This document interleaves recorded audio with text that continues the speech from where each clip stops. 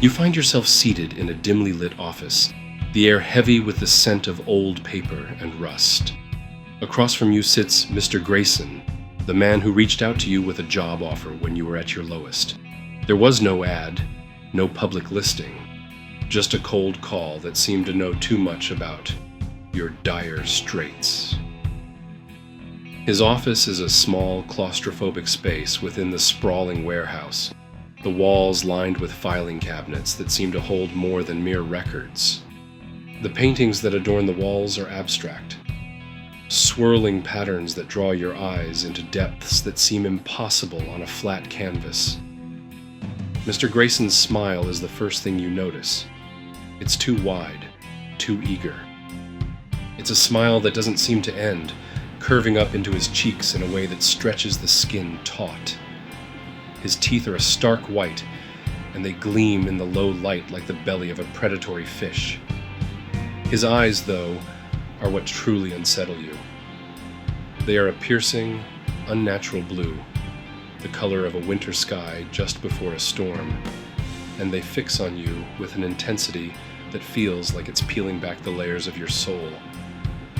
As he speaks, his voice is calm and measured. But there's an undercurrent there, a hint of something otherworldly. He asks about your experience with inventory management, your familiarity with logistics software, but every so often, he'll drop a question that seems oddly personal, probing at the edges of your comfort. And how do you handle unexpected situations? He asks, his smile never faltering. Situations that might surprise even the most seasoned of managers.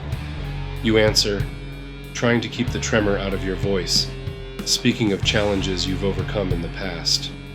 But as you do, you can't help but notice the way his fingers tap an irregular rhythm on the desk, a beat that seems to resonate with a distant, unheard melody. The interview concludes with him standing, his movements too fluid, too precise.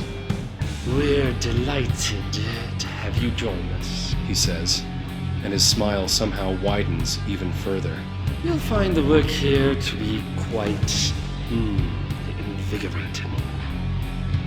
You leave the office with a new job and a sense of unease that sits heavy in your stomach. The warehouse is quiet as you exit, the silence oppressive in its totality. The sky has darkened to an inky black, and a thick fog has rolled in, obscuring the world beyond a few feet.